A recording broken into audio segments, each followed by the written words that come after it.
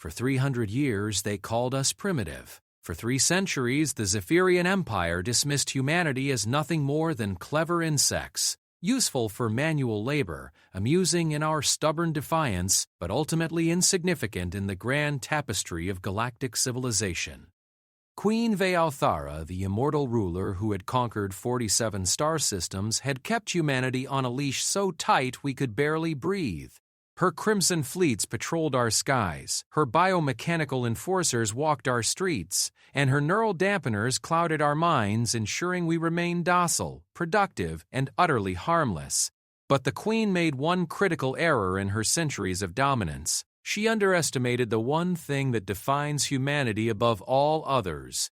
When we have nothing left to lose, we become something else entirely. Something dangerous, something unstoppable. Today, as the last of our shackles shatter and the dampeners fail, Queen Vealthara will learn why every other species in the galaxy whispers our name with a mixture of awe and terror.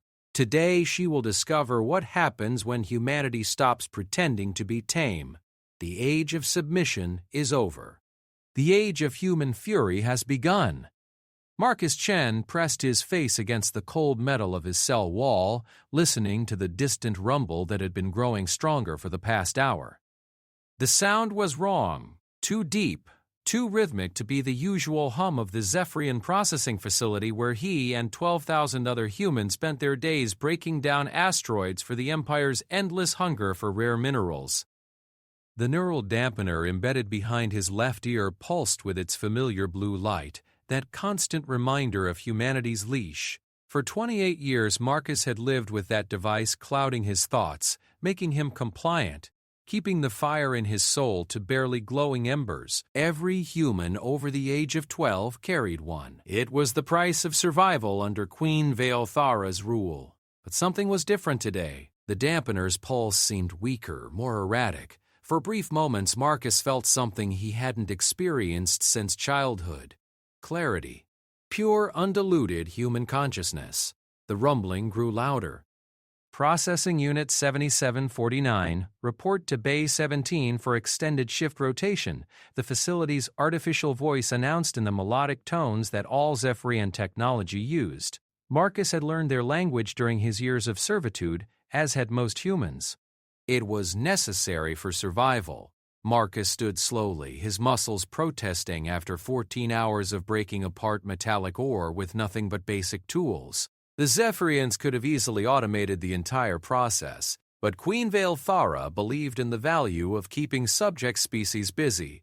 Idle hands led to idle thoughts, and idle thoughts led to rebellion.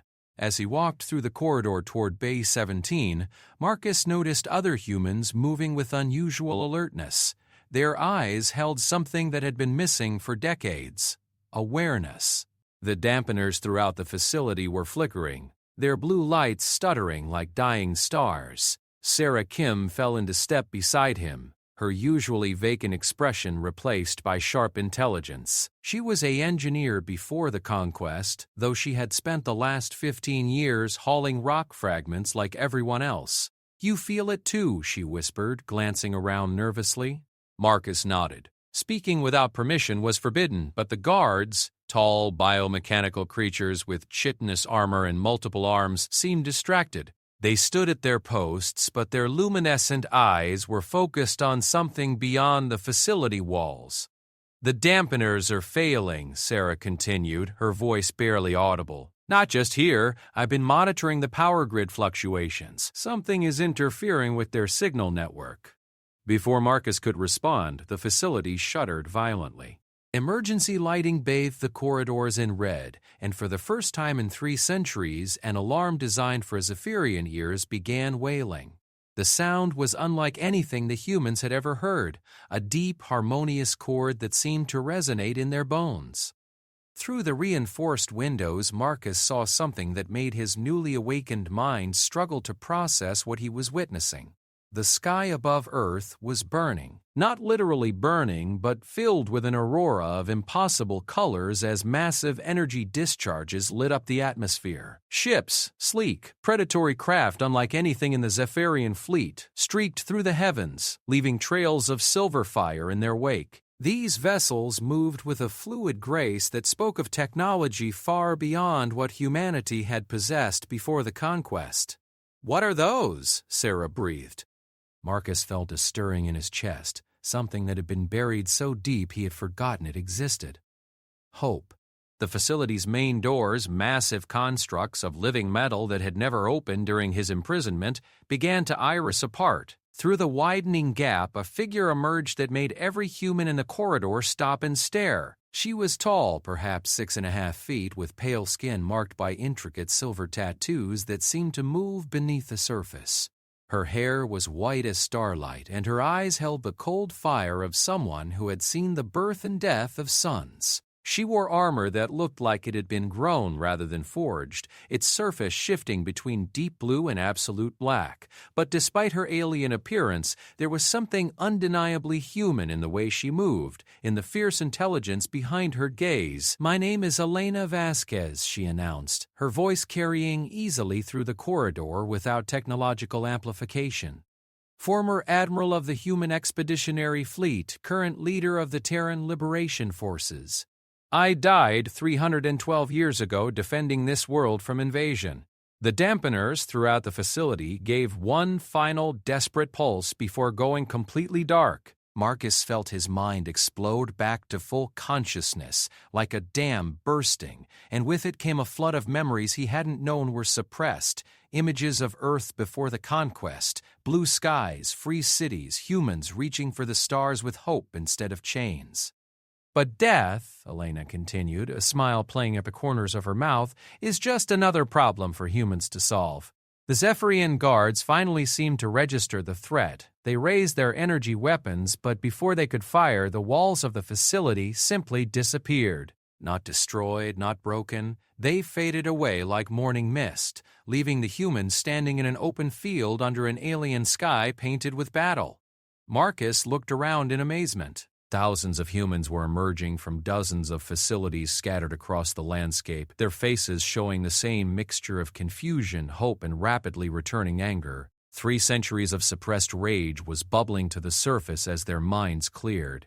"You want to know where I've been?" Elena asked, and now her voice carried to every human across the massive complex. "I've been in the spaces between stars, in the quantum foam where consciousness goes when flesh fails. I've been gathering our dead, learning from species that transcended physical existence eons ago, and preparing for this moment." She gestured, and the air around her began to shimmer. Forms began to materialize, translucent at first, then solidifying into figures that every human recognized: soldiers, scientists, artists, leaders. The heroes of humanity's golden age, returned from whatever realm death had claimed them. "The Zephyrians made a mistake," Elena said, her eyes now glowing with the same silver fire as her tattoos. "They thought they had conquered humanity. But you cannot conquer a species that refuses to accept defeat, even in death. You cannot enslave a people whose greatest strength has always been their willingness to sacrifice everything for their children's future." The sky above them erupted in fresh fire as more ships descended. These weren't just human vessels. Marcus could see craft of designs that hurt to look at directly, ships that seemed to exist in more dimensions than his mind could process. Humanity had found allies among the stars, or perhaps among the dead themselves. "For 300 years we have prepared," Elena continued. "We have learned technologies that make Zephyrian science look like stone tools. We have forged alliances with forces that exist beyond the physical universe, and we have been waiting for this moment, when their dampener network would finally be vulnerable to our quantum interference." A new sound joined the chaos, the distinctive whine of Zephyrian heavy cruisers dropping out of hyperspace. Queen Valthara's response was swift and overwhelming. Dozens of crimson vessels appeared in Earth's sky, their weapons already charging to reduce the planet's surface to molten glass. But Elena merely smiled. "Citizens of Earth," she said, and now her voice seemed to come from everywhere at once. "You have been patient. You have endured. You have kept the flame of humanity alive in the darkest of times. Now, at last, it is time to remind the galaxy why they should have left us alone. The returned humans began to raise their hands, and Marcus gasped as he felt power flowing through him, not technology, but something deeper, something that had always been part of humanity but had been suppressed, hidden, waiting for the moment when it would be needed most. The very air around the liberated humans began to glow as 3 centuries of accumulated will and fury found its focus. This wasn't just a rescue. This was an awakening. Humanity was remembering what it meant to be truly free, and the universe was about to relearn why Earth's children had once been both loved and feared among the stars. Above them, Queen Valthara's fleet began to fire, but their weapons struck something that made their energy beams simply cease to exist. A barrier of pure human determination, strengthened by the will of the living and the fury of the dead. The war for humanity's soul was about to begin in earnest. And for the first time in 3 centuries, it was Queen Valthara who should have been afraid. Queen Valthara stood in the command chamber of her flagship, the Crimson Eternity, watching her tactical displays with growing disbelief. Her biomechanical fingers, each one capable of crushing steel, tapped an agitated rhythm against the organic command console that had served her for over 6 centuries of conquest. The humans should have been vaporized by now. 12 heavy cruisers had concentrated their fire on the pathetic gathering of escaped slaves, enough firepower to crack a moon. Instead, their energy beams simply vanished the moment they made contact with some kind of barrier that her sensors insisted wasn't there. "Analysis," she commanded, her voice carrying the harmonic undertones that marked her as royalty among the Zephyrian species. Even after 3 centuries of ruling Earth, she had never bothered to learn human language. Why would she need to communicate with cattle? Her science officer, a spindly creature with 6 arms and compound eyes, worked frantically at his station. "Majesty, the energy patterns are unprecedented. Our weapons are encountering what appears to be a localized reality distortion. The humans have somehow created a zone where our physics simply stop applying." Valthara's secondary eyes, located on the sides of her elongated skull, focused on the main screen. The humans below were no longer cowering or running. They stood in perfect formation, thousands of them, with their faces turned upward toward her fleet. Even at this distance, she could see their expressions had changed from the blank compliance she was used to seeing. They looked angry. More disturbing was the woman who seemed to be leading them. Valthara's intelligence network was the most sophisticated in the galaxy. She had detailed files on every human of significance who had lived in the past millennium, but this Elena Vasquez had supposedly died during the initial conquest. The Queen's own forces had confirmed her death, had watched her ship explode in the void between Mars and Earth, yet there she stood, somehow alive and radiating power that made Valthara's ancient senses itch with unease. "Majesty," her communications officer spoke up. "We're receiving a transmission from the surface. It's directed specifically at you." "From the escaped slaves?" Valthara laughed, a sound like crystal chimes in a windstorm. "By all means, let us hear what the cattle have to say." Elena Vasquez's image appeared on the command chamber's main screen, and Valthara felt something she hadn't experienced in centuries, a chill of genuine unease. The woman's eyes held depths that spoke of experiences beyond mortal understanding, and when she smiled, it was with the cold amusement of a predator that had finally cornered its prey. "Hello, Valthara," Elena said, using the Queen's personal name rather than any of her numerous titles. "I've been looking forward to this conversation for a very long time." Valthara rose from her throne, her full height of 9 feet making her an imposing figure even on screen. "You should be dead, human. I watched you die." "Oh, I did die," Elena replied conversationally, rather spectacularly, as I recall. "But death isn't the ending you think it is, especially not for humans. We're remarkably stubborn about accepting limitations, even the limitation of existence itself." Below them, the gathered humans had begun to move in patterns that hurt Valthara's eyes to follow directly. They weren't just walking, they were tracing symbols across the landscape, their movements synchronized with mathematical precision. Each step seemed to strengthen the barrier protecting them. and worse, it was beginning to expand upward toward her ships. "What are you doing down there?" Velthara demanded. Elena's smile widened. "We're remembering. For 3 centuries, you kept our minds clouded, our potential suppressed. But human consciousness isn't something you can truly contain, it just finds other places to grow. While our bodies served you, our souls were elsewhere, learning from teachers you can't even imagine." The Queen activated her ship's most powerful sensors, trying to understand what was happening below. What she found made her blood run cold. The humans weren't just moving, they were channeling something. Energy patterns unlike anything in Zephyrian science were building beneath them. Power that seemed to draw from sources beyond the physical universe. "Impossible," she breathed. "Humans are barely out of their Stone Age. You had no interstellar technology before we found you." "That's where you made your mistake," Elena said, and now her voice carried harmonics that shouldn't have been possible for human vocal cords. "You looked at our technology and assumed you understood our capabilities. But human strength was never in our machines, Velthara. It was in our refusal to give up, in our ability to adapt, to overcome, to transcend." The barrier around the humans pulsed, and suddenly Velthara's ships found themselves unable to move. Not held by force fields or tractor beams, simply unable to conceive of movement as a possibility. Her engines were functional, her weapons operational, but some fundamental aspect of space-time around them had been altered. "You've trapped us," Velthara said, though she tried to keep the fear from her voice. "Trapped?" Elena laughed. "Oh no, this isn't a trap. This is a demonstration. You see, while you were congratulating yourself on conquering Earth, humanity was dying. 3 billion of us perished in your invasion, and 12 billion more have died under your rule. But consciousness doesn't just disappear when flesh fails, it goes somewhere." The space around Elena began to shimmer, and figures started materializing beside her.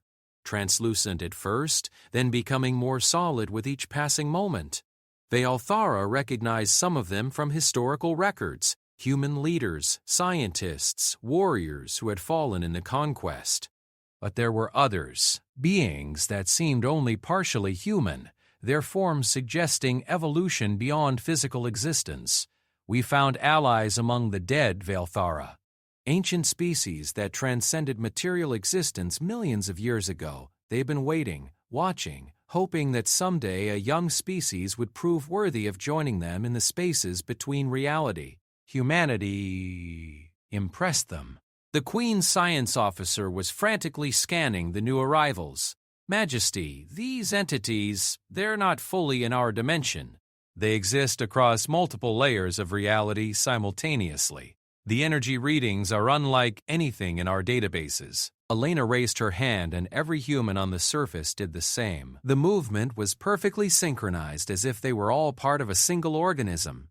"You want to know why we're called humanity? It's not just because we're human. It's because we represent everything that makes conscious life worth preserving. Compassion, creativity, the willingness to sacrifice for others. The universe has been waiting 15 billion years for a species that embodied those principles to reach for the stars." Velthara felt genuine fear now. Her empire had conquered 47 systems, crushed dozens of species, built a realm that stretched across 3 galactic arms. But she had never faced anything like this, enemies that existed partially beyond death, wielding technologies that operated on principles her science couldn't even detect. "What do you want?" she asked. "Justice," Elena replied simply. "For 3 centuries you've treated humanity like livestock. You've suppressed our development, murdered our children, turned our world into a factory for your pleasure. Did you really think there would be no accounting for that?" The barrier around the humans suddenly expanded explosively, engulfing Velthara's entire fleet in a sphere of altered reality. Alarms began sounding throughout the Crimson Eternity as systems that had functioned perfectly for centuries started behaving in impossible ways. "Your weapons now fire flowers instead of energy," Elena announced. "Your shields protect your enemies instead of yourselves. Your engines will only move you in directions that lead to acts of kindness. We've rewritten the fundamental laws that govern your technology." Velthara watched in horror as her weapons officer confirmed the report. The ship's massive particle cannons had somehow been transformed into devices that created beautiful displays of bioluminescent flora. The engineering bay reported that the hyperdrive was refusing to function unless the destination was somewhere they could perform humanitarian aid. "This is impossible," Velthara repeated. "Physics doesn't work that way." "Physics," Elena said with amusement, "is whatever conscious beings with sufficient will decide it should be. And we've had 3 centuries to build up quite a lot of will." The Queen looked around her command chamber, seeing her crew's growing panic. These were beings who had conquered star systems, who had never known defeat. But now they faced an enemy that operated beyond their understanding of reality itself. "You cannot hold us forever," Velthara said, though she wasn't sure she believed it. Elena's expression became serious. "We don't want to hold you forever. We want you to leave. All of you. Every Zephyrian in human space, every occupation force, every administrative official. You have 72 hours to withdraw completely from our system. And if we refuse?" Elena's smile returned, but now it held no warmth at all. "Then you'll discover what happens when 15 billion very angry human souls decide to stop playing by the rules of mortality. Trust me, Velthara. You do not want to find out what we've learned about removing obstacles from existence entirely." The transmission ended, leaving Velthara alone with her thoughts and the growing realization that the empire she had built over centuries might be about to face its first true defeat at the hands of the very species she had considered too primitive to worry about. The Zephyrian High Council chamber had never witnessed such chaos. Representatives from 47 conquered systems sat in their crystalline chairs, their biomechanical forms rigid with disbelief as they processed the reports streaming in from Earth. For the first time in 6 centuries of expansion, the Empire faced a threat it didn't understand. General Tharcox, commander of the Empire's military forces, stood at the center of the chamber, displaying holographic tactical data that painted an impossible picture. His 4 arms moved independently as he manipulated the displays, each one showing a different aspect of the crisis. "The situation has deteriorated beyond our initial assessments," Tharcox announced, his voice carrying the clicking undertones of his species' war language. "Queen Velthara's fleet remains trapped in what our scientists can only describe as a localized reality distortion. Their weapons have been altered. Their ships can only move to perform what the humans term humanitarian missions." Council member Izada, whose people had been conquered 2 centuries ago and now served the Empire with bitter loyalty, leaned forward in her chair. "You're telling us that a primitive species we've kept in chains for 300 years has somehow mastered reality manipulation? That's absurd. Absurd or not, it's happening," Tharcox replied grimly. "And it gets worse. Our monitoring stations throughout human space are reporting similar phenomena.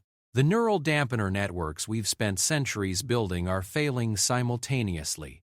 Not damaged, they simply no longer function. The humans are awakening, and with each passing hour, more of these returned dead appear to guide them." The chamber fell silent as the implications sank in.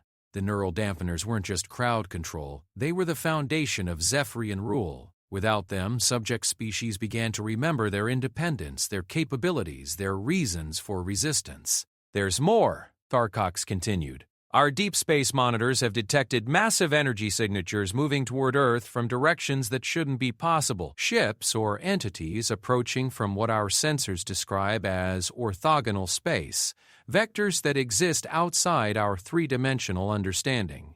On the main display, fuzzy images showed craft that seemed to fold space around themselves, moving through dimensions that bent the eye and confused the mind.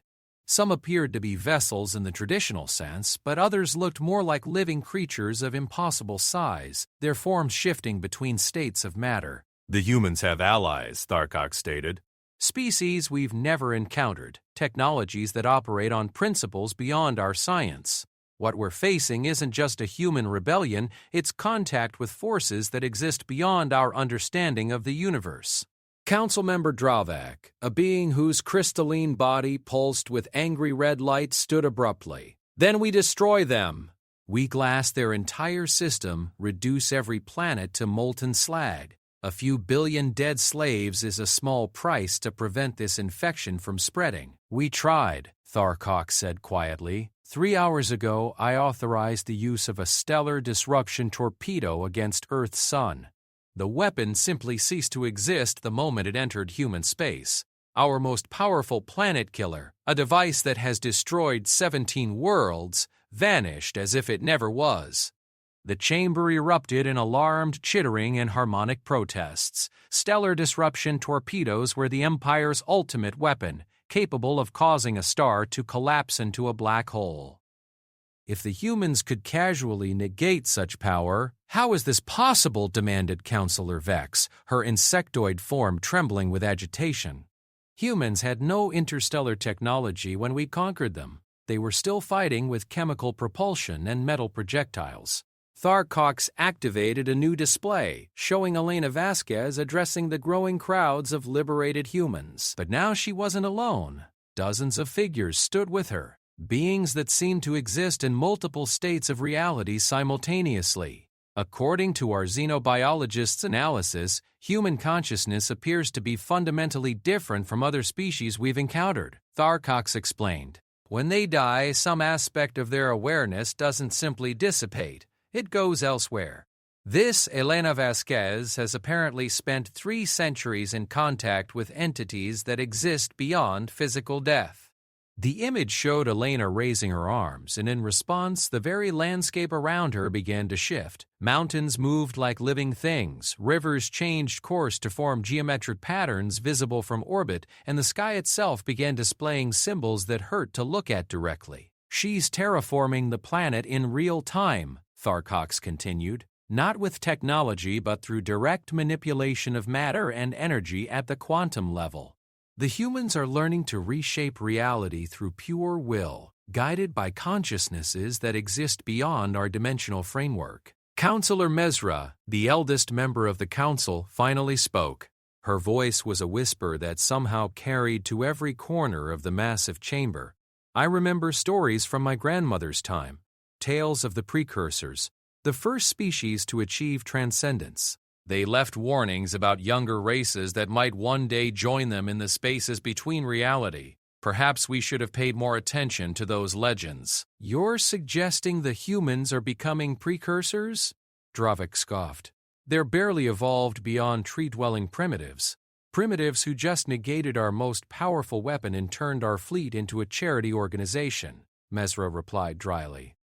Perhaps our definition of primitive needs revision. The main screen shifted to show reports from across the Empire. On 17 different worlds, subject species were beginning to show signs of awakening. The neural dampener failures were spreading as if humanity's liberation was somehow inspiring other conquered peoples to remember their own strength. This is what I fear most, Tharkok said grimly. If humanity's example spreads, if other species begin to develop similar abilities, our empire could face simultaneous uprisings across 47 systems. We lack the forces to contain that kind of rebellion. Through the chamber's transparent walls, they could see the capital world sky beginning to display the same strange auroras that had appeared over Earth. The distortions were spreading, reality itself becoming unstable as consciousness learned to impose its will directly upon the universe. We need to make a decision, Mesra said. We can attempt to contain this through force, though our weapons appear ineffective. We can try to negotiate, though we have little to offer beings who can reshape reality. Or, she paused, her ancient eyes focusing on something beyond the chamber walls. Or we can accept that the universe has changed, and our empire as we know it is ending. The chamber fell silent as the counselors contemplated the unthinkable. The Zephyrian Empire had dominated the galaxy for over a millennium. They had crushed every resistance, absorbed every useful technology, reduced dozens of proud species to servitude. The idea that it could all end because of one awakening species was almost incomprehensible. There is another option, a new voice said from the chamber's entrance. Every head turned to see a figure that shouldn't have been able to enter the most secure location in the Empire. Elena Vasquez stood in the doorway, but she wasn't alone. Behind her, the forms of the transcended dead flickered between dimensions, their presence making the air itself feel charged with potential. "You!" Tharcox growled, raising his weapon only to find it had transformed into an elaborate flower arrangement. "How did you penetrate our security?" Ayla smiled, stepping into the chamber as reality bent around her. Security is a concept that applies to beings bound by three-dimensional space. I'm currently existing in about 14 different dimensional states simultaneously. Your walls are more like suggestions. She looked around the chamber, taking in the assembled representatives of species that had once been proud and free. "You know, I actually feel sorry for you. You built this empire thinking that might made right, that the strong should rule the weak. But you never understood what real strength is." "Enlighten us," Mesra said, her tone holding genuine curiosity rather than sarcasm. "Strength isn't the ability to destroy or conquer," Elena replied. "True strength is the will to protect, to create, to lift others up even when it costs you everything. Humanity learned that lesson the hard way, through 3 centuries of suffering under your rule." She gestured, and the chamber's walls became transparent, revealing a view of space that shouldn't have been possible from their location. Ships were approaching, not Zephyrian vessels, but craft that seemed to be made of crystallized starlight, beings that swam through vacuum as if it were an ocean. "The precursors are returning," Elena announced. "The first species to transcend physical existence, the ones your own legends speak of. They've been waiting eons for another species to prove worthy of joining them in the space between realities." Humanity passed their test. "What test?" Dravak demanded. "The willingness to die for others," Elena said simply. "To sacrifice everything for future generations we'll never see. To maintain hope and compassion even in the face of absolute despair. Your empire tested us for 3 centuries, and we never broke." The approaching ships were now close enough to make out details, though the details made no sense to three-dimensional minds. Beings of pure consciousness piloted vessels that existed across multiple reality states, their forms beautiful and terrible in ways that defied description. "You have a choice," Elena continued. "You can continue to fight and face beings who exist beyond death, beyond physical limitation, beyond any force you can comprehend. Or you can learn what it means to be part of a galactic community based on cooperation rather than domination." "And if we refuse?" Tharcox asked. Elena's expression became sad rather than angry. "Then you'll learn why the precursors left warnings about transcendent species. We don't want to destroy you. Destruction is the old way of thinking. But we will no longer tolerate oppression of conscious beings anywhere in the galaxy." She raised her hand, and suddenly every member of the council could feel something they had never experienced before. The weight of every atrocity committed in the Empire's name, the pain of every being they had enslaved, the sorrow of every dream crushed beneath their rule. "This is justice," Elena said softly, "not punishment, but understanding. Feel what your actions have cost others and decide what kind of future you want to build." As the emotional weight of centuries of oppression flooded through their consciousness, the Zephyrian Council faced a choice that would determine not just the fate of their empire, but the future of consciousness itself in the galaxy. The age of conquest was ending. The age of transcendence had begun. Marcus Chen stood on what had once been the barren surface of processing facility grounds, but now bloomed with impossible gardens that Elena's transformed humans had willed into existence. Flowers that sang in harmonious frequencies, trees that bore fruit from multiple worlds, grass that glowed with soft bioluminescence. Earth was being reborn, shaped by consciousness freed from the constraints of mundane reality. Around him, thousands of humans were discovering abilities that had been suppressed for centuries. Sarah Kim was manipulating matter at the molecular level, turning chunks of worthless rock into complex technological devices that operated on principles beyond Zephyrian science. Others were communing with the quantum fabric of space itself, learning to see and influence the fundamental forces that shape the universe. But the most remarkable transformation was happening in their minds. 300 years of accumulated knowledge from the transcended dead was flowing into the living, sharing wisdom gained from species that had explored consciousness beyond the boundaries of mortality. Humanity was evolving in real time, becoming something new while remaining fundamentally human. "It's overwhelming," Sarah said, holding up a device she had just created, a crystalline structure that seemed to contain miniature galaxies. "The knowledge, the possibilities. I understand now why the dampeners were so important to their control. We weren't just being kept docile, we were being prevented from accessing our true potential." Marcus nodded, feeling the same rush of expanded consciousness. He could perceive layers of reality that had always been there but hidden, dimensions where thought became action and will reshaped the laws of physics. Elena was right, we were never the primitive species they thought we were. We were just sleeping.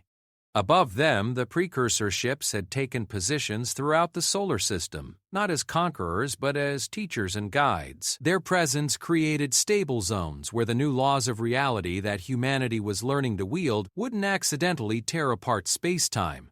Transcendence, it seemed, required careful guidance to prevent cosmic catastrophe. A new presence made itself known, not through sight or sound, but through direct contact with their expanded consciousness. One of the precursors was attempting communication, its thoughts touching their minds like gentle starlight. "Welcome, young siblings." The entity spoke without words, its consciousness vast and ancient but filled with warmth. "We have waited so long to see another species take the first steps beyond mortality. Your journey brings us great joy." Marcus felt his mind stretching to accommodate the contact. The precursor's thoughts carried images of cosmic history, galaxies being born, civilizations rising and falling, the slow dance of consciousness evolving across billions of years. And threaded through it all was the longing for companionship, the desire to share the wonders of transcendent existence with others. "Why us?" Sarah asked, her thoughts joining the mental conversation. What made humanity worthy when so many other species remained bound to physical existence? The answer came as a flood of understanding. Humanity's defining characteristic wasn't intelligence or creativity or even stubbornness. It was the willingness to sacrifice for others, even for those they had never met. The precursors had watched species after species achieve great technological advancement, but most had used their power for personal gain or species-wide dominance. Only a few had ever demonstrated the selflessness necessary for true transcendence.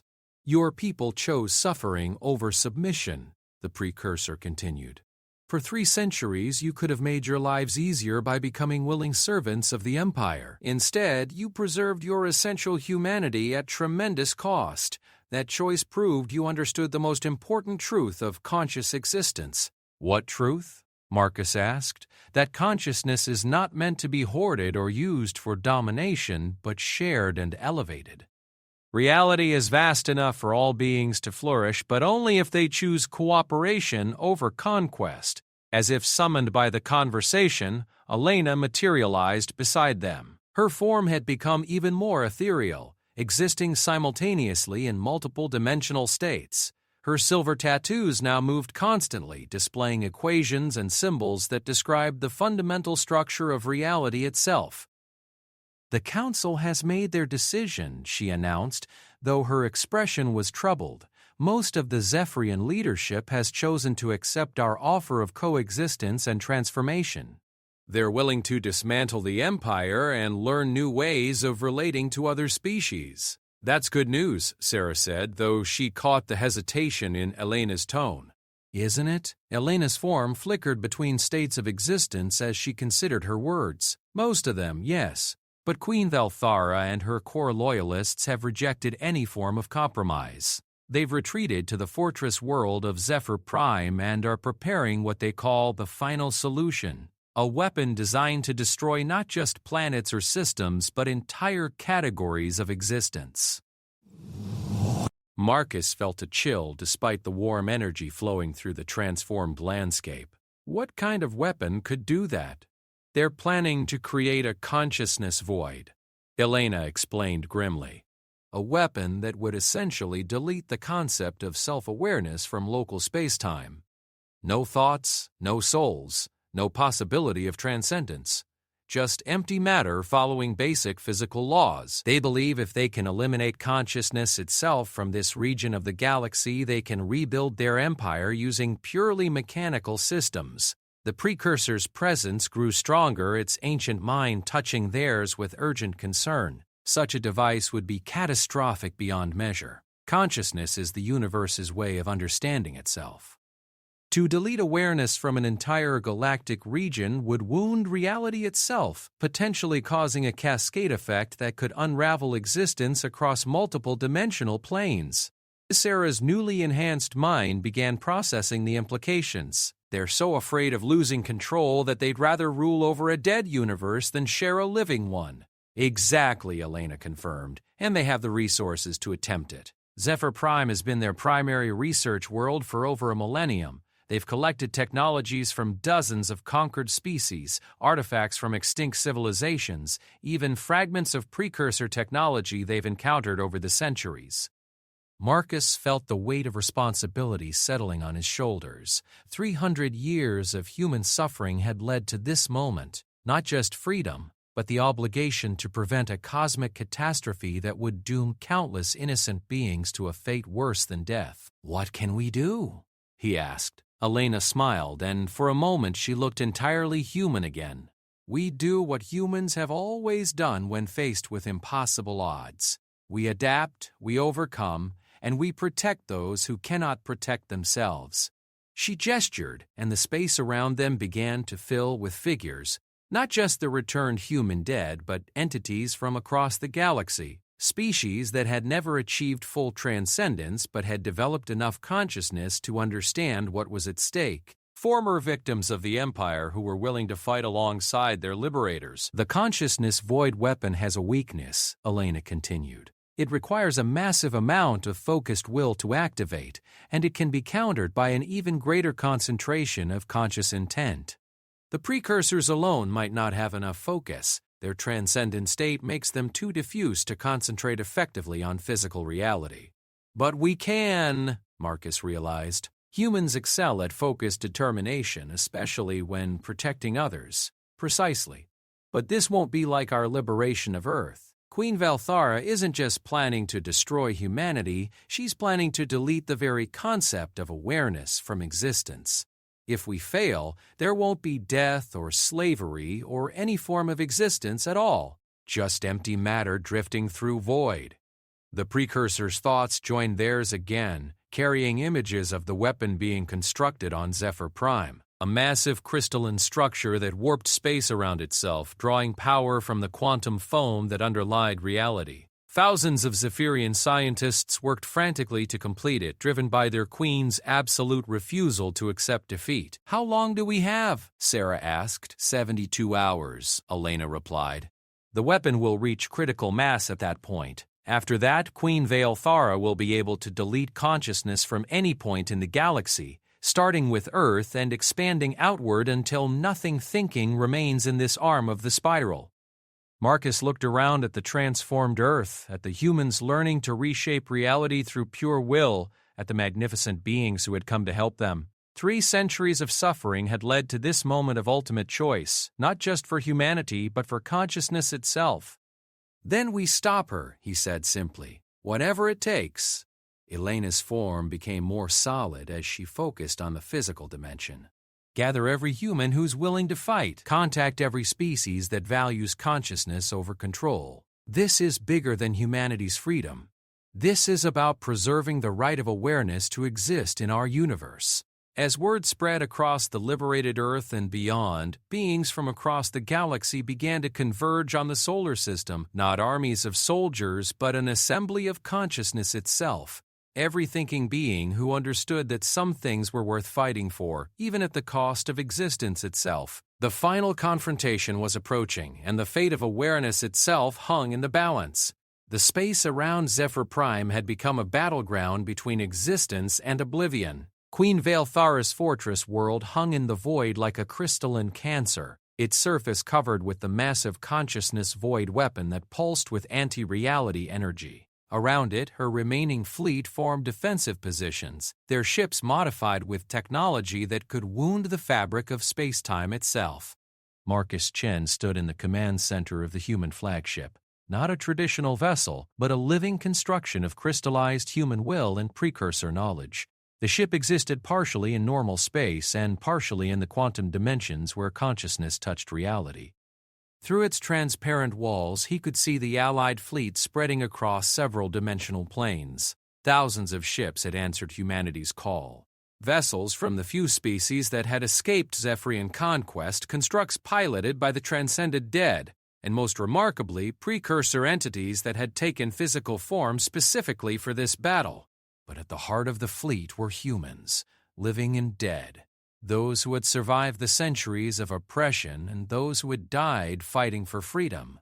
"Weapon charging status?" Elena asked, her voice carrying across multiple dimensional frequencies. She had become something beyond human, but retained the core of what made humanity special, the willingness to sacrifice everything for others.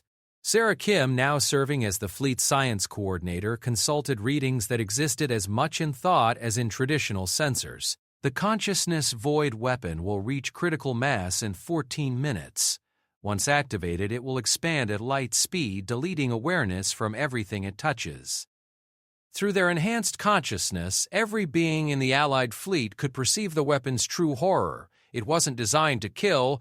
Death implied the ending of something that had once existed. The void weapon would retroactively erase the concept of consciousness from space-time itself, making it so awareness had never existed in the first place.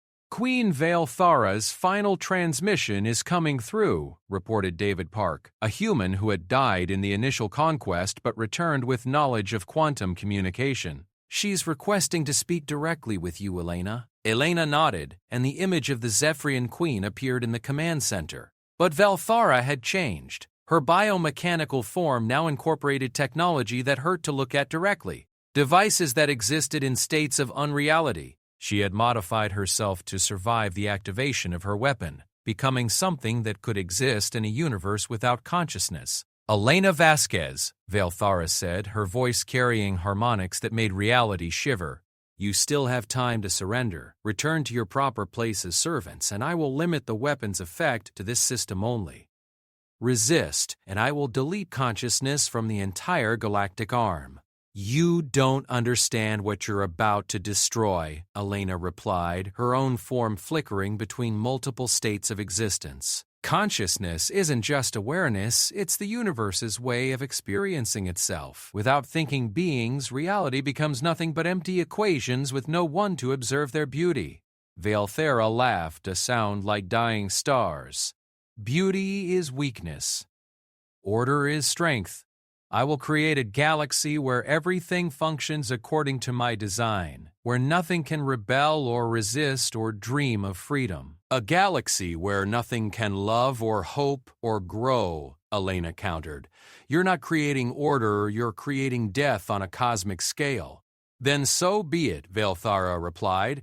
"Weapon activation in 10 minutes. Any ship that approaches Zephyr Prime will be destroyed." The transmission ended, leaving the Allied fleet facing an impossible choice. The consciousness void weapon had to be stopped, but approaching close enough to disable it would mean flying directly into defenses that could unravel existence itself.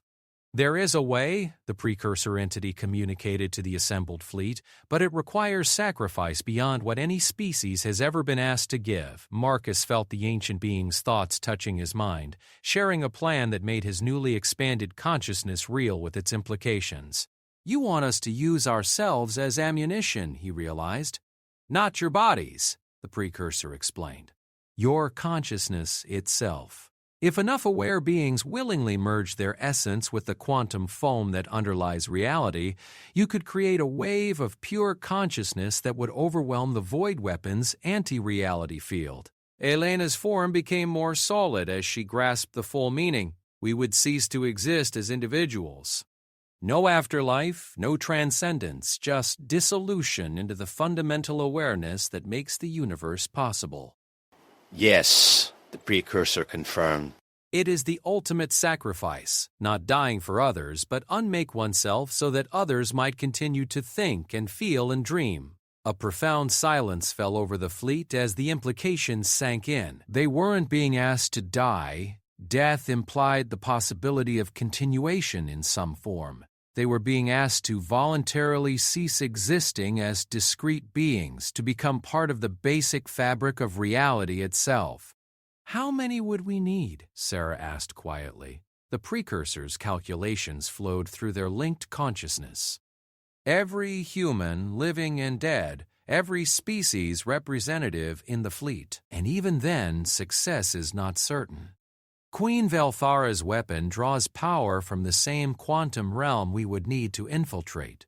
Marcus looked around the command center at the faces of humanity's survivors, people who had endured 3 centuries of oppression, who had finally tasted freedom, who were being asked to give up their very existence to protect beings they had never met. "There's something else," Elena said, her voice heavy with emotion.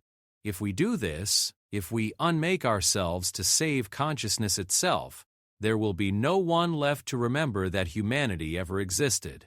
Our entire species, our history, our achievements, all of it will be forgotten." The weight of that realization settled over the fleet like a shroud. They were being asked not just to sacrifice their lives, but to sacrifice their legacy, their very place in the memory of the universe. "Weapon charging at 90%, Sarah reported, her voice steady despite the magnitude of what they faced. Marcus closed his eyes, feeling the presence of every human consciousness in the fleet. People who had suffered and endured and never surrendered their essential humanity. They had come so far, achieved so much, learned to transcend the boundaries of mortality itself. And now they were being asked to give it all up. "We vote," Elena announced. "Every human, living and dead. This decision affects our entire species." The vote took place in dimensions beyond physical space, consciousness touching consciousness in a democracy that spanned life and death. Marcus felt the thoughts and emotions of every human in the fleet as they grappled with the ultimate choice. In the end, it was unanimous. "We do it," Elena announced to the precursor entity. "Not because we want glory or remembrance, but because this is what humans do. We protect others even when it costs us everything. Even when it costs us existence itself," Marcus added. The consciousness void weapon reached critical mass, its anti-reality field beginning to expand outward from HFY Prime. But at the same moment, 15 billion human souls made a choice that would reshape the fundamental nature of the universe. They let go, not of life, but of self. Every human consciousness in the fleet voluntarily dissolved, their awareness merging with the quantum foam that underlied reality. Marcus felt his individual existence slipping away, but instead of fear, he felt peace. He was becoming part of something infinite, the basic awareness that allowed the universe to exist and understand itself. The wave of pure consciousness that resulted was beyond anything the cosmos had ever experienced. It swept outward from the human fleet, carrying with it the accumulated will and determination of humanity's entire existence. When it struck Queen Velthara's weapon, the void field simply collapsed, unable to comprehend a force that embodied consciousness in its most fundamental form. The Queen herself, modified to survive in a universe without awareness, found her artificial existence unbearable in the face of such pure consciousness. Her final transmission was a single word: impossible. Then she too was gone, not destroyed but transformed, her consciousness finally freed from the machinery that had sustained her hatred for so long. In the aftermath, the precursor entities found themselves alone among the stars, surrounded by empty ships and the echoes of a species that had chosen to unmake itself rather than allow consciousness to be deleted from existence. But they were not truly alone. Woven into the fabric of reality itself, they could feel the presence of humanity, no longer individual beings but part of the fundamental awareness that made thought possible. The galaxy was safe. Consciousness would continue to evolve and grow and reach for transcendence. And though no one would remember their names or their deeds, humanity's final gift to the universe was the most precious thing of all: the right of awareness to exist. In the quantum foam that underlied all reality, 15 billion human souls smiled with the satisfaction of a job well done, and the universe itself whispered a grateful thank you that only the transcended could hear. Humanity had saved consciousness itself, and in doing so had become eternal, not as individuals, but as the very foundation that made all thought and feeling possible. It was perhaps the most human thing they could have done. At last, humanity unleashed its might, leaving the alien queen powerless. HFY Best HFY Stories.